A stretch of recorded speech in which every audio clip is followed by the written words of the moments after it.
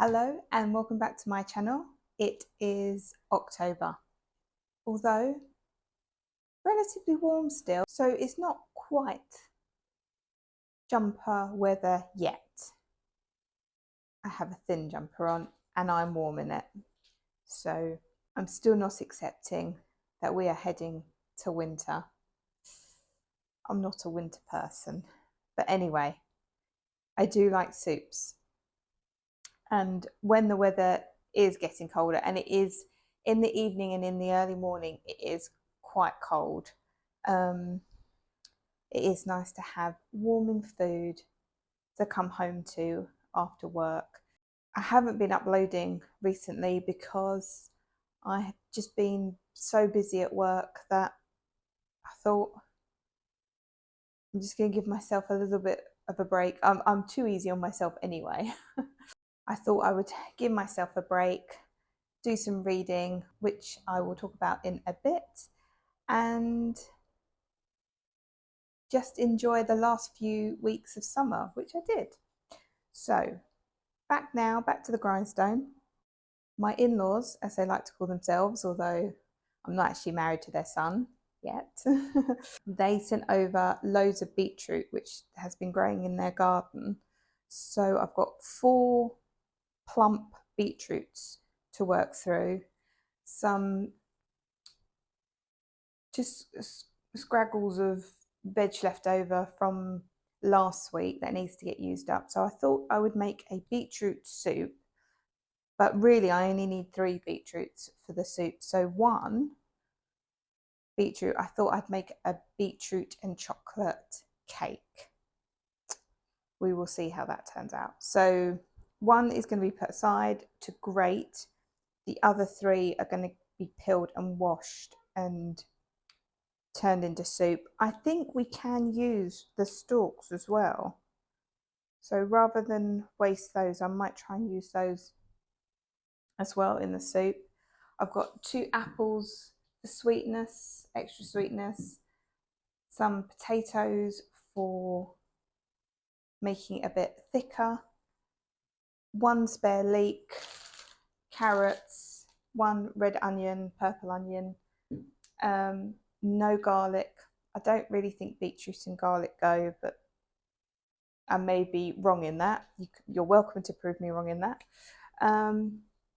So yeah, I'm going to get on with peeling and cleaning this beetroot.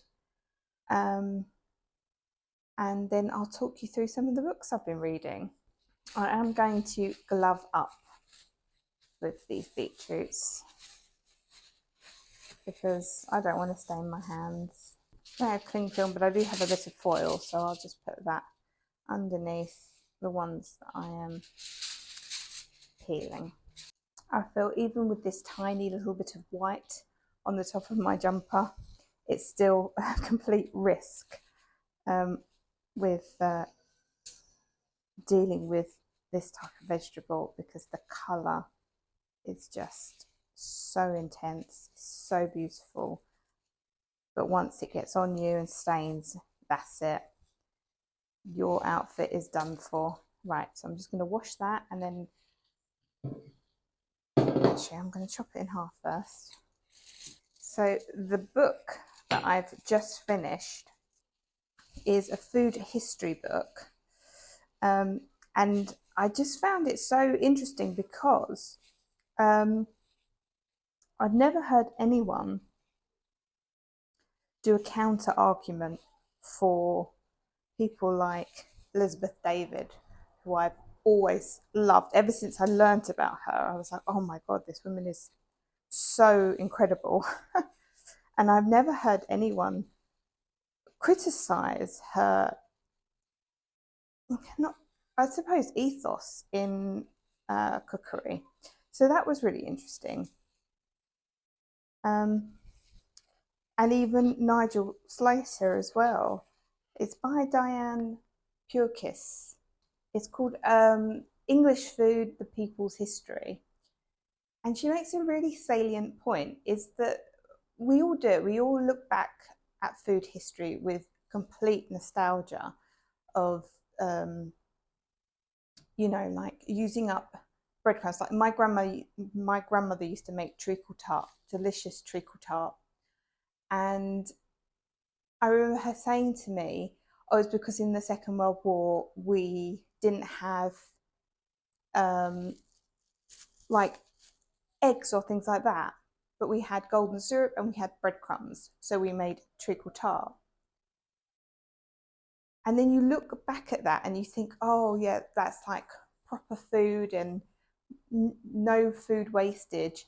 You overlook the poverty that they were experiencing, and it really it really brought home actually the desperation that families had then. And I knew my grandmother experienced that type of poverty because she said on a Monday morning her mother would pawn the bed sheets, so they would have a little bit extra money that week just in case they needed anything extra.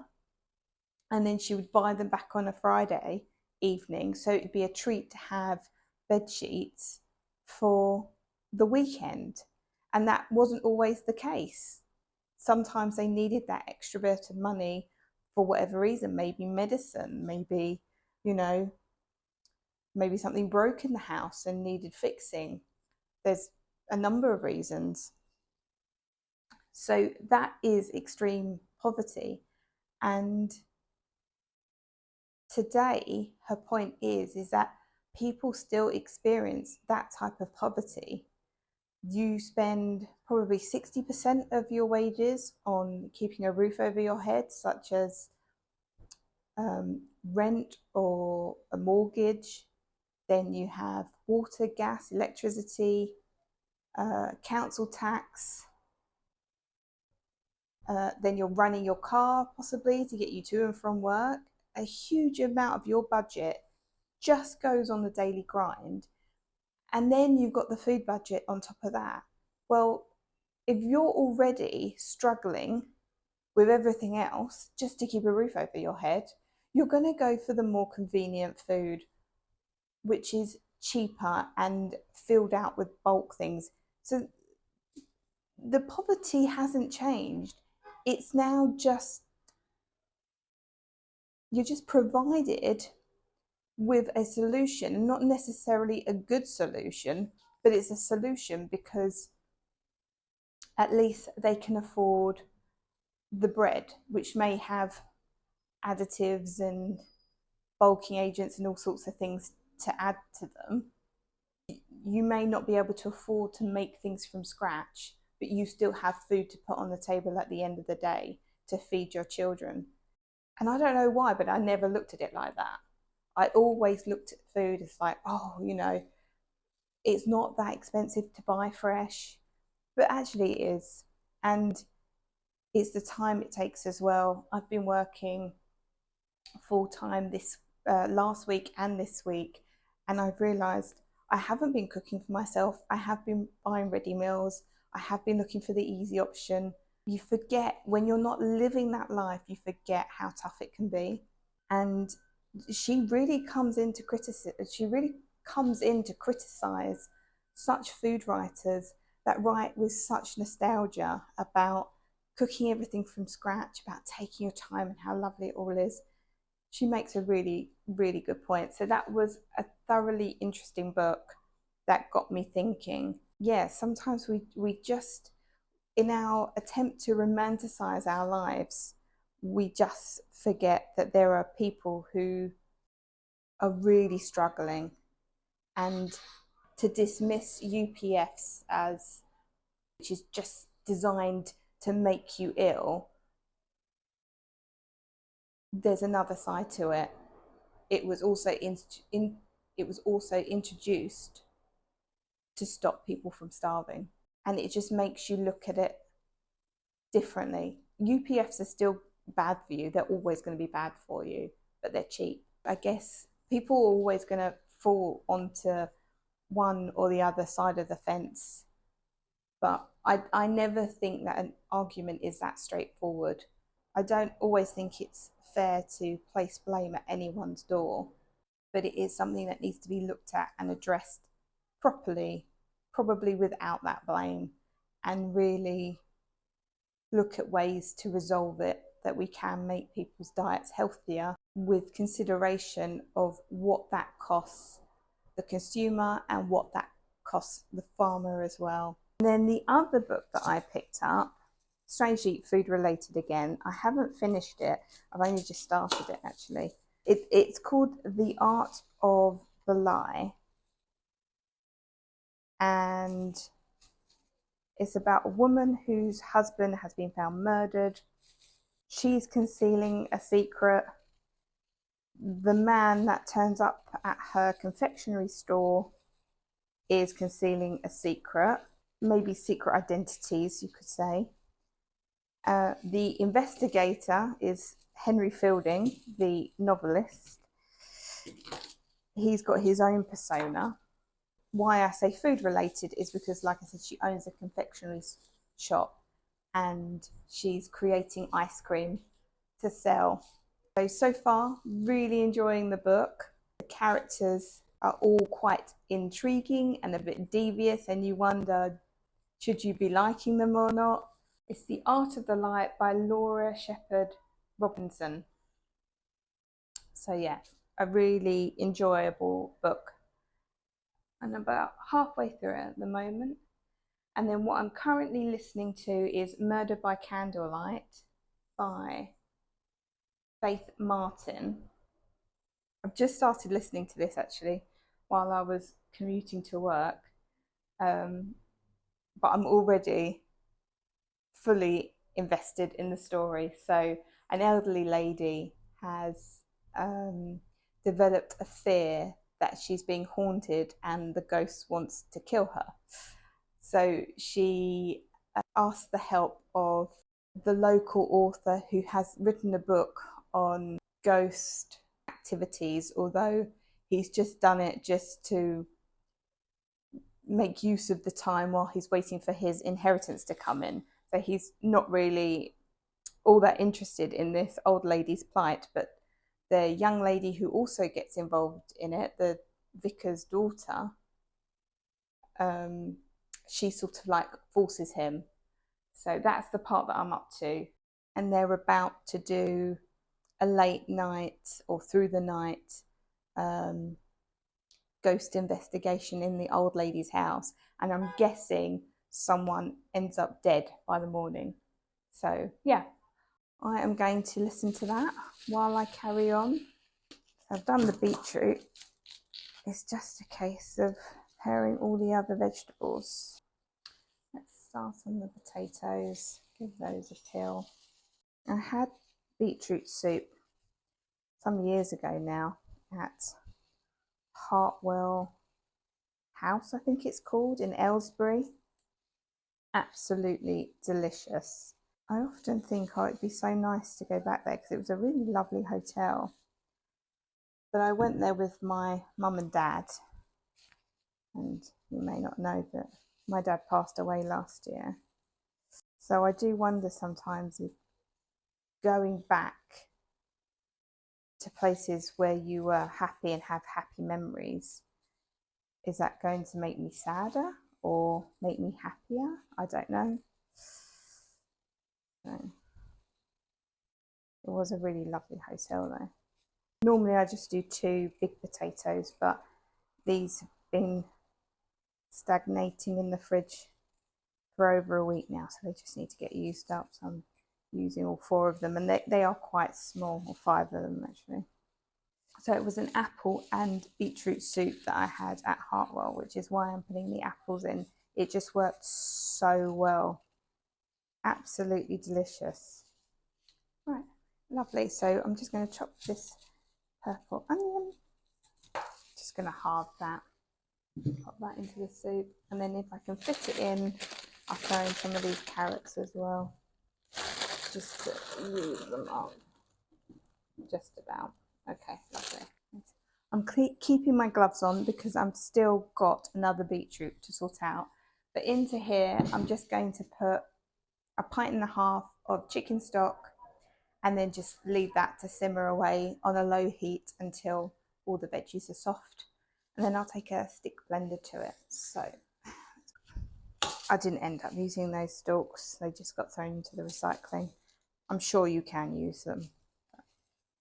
Yeah, it's still not cold as yet in the afternoon, which I'm quite pleased about, but this can freeze, so I'll probably have a few bowlfuls of this over the next couple of days, but the rest of it will be frozen as soon as it's cooked. And that way, when it does get really cold, I know I've got something lovely and warming. Right, let's give this a bit of a grate. Try not to get it over myself. Yeah, this is going to take a while, so I am going to listen to my audiobook. So I'm now going to make the cake batter. I'm going to use the normal, or the one I normally use, which is Delia Smith's all-in-one sponge.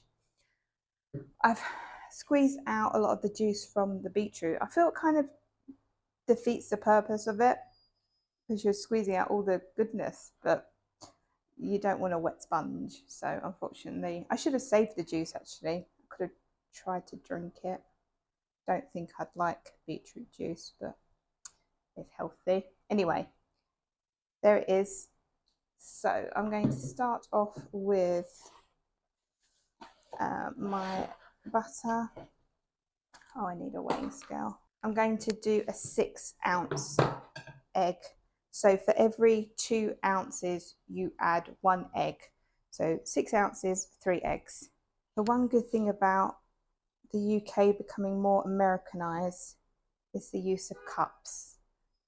That is such an easy way to measure and weigh things that you need. It's so much better.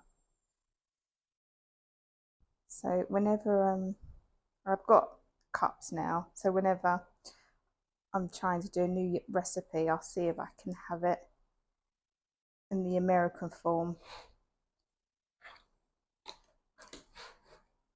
So much easier. Right, okay, so that's 6 ounces of margarine, 6 ounces of sugar, nicely brought together, and I've got 3 large eggs.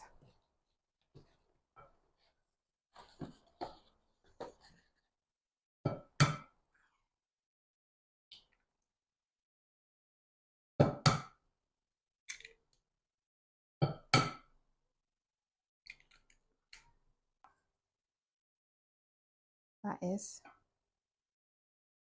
there we go, that is a lot of beetroot. A bit lumpy.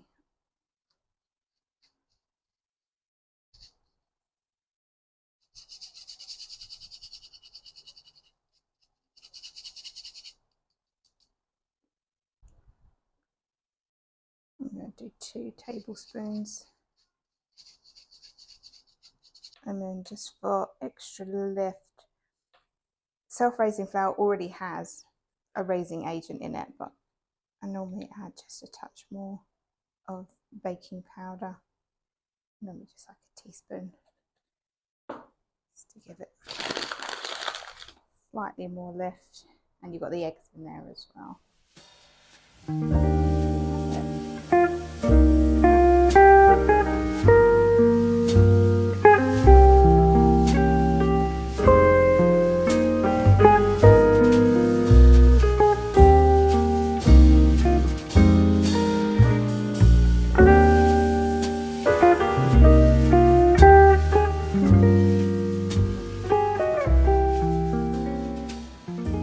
Hello again.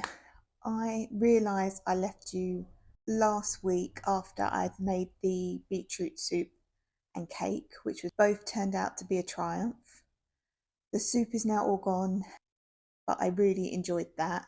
I'm about to head off to work. Well, I've got lunch to make first. I made myself some lentil soup this week, and I've still got a little bit of the beetroot cake left.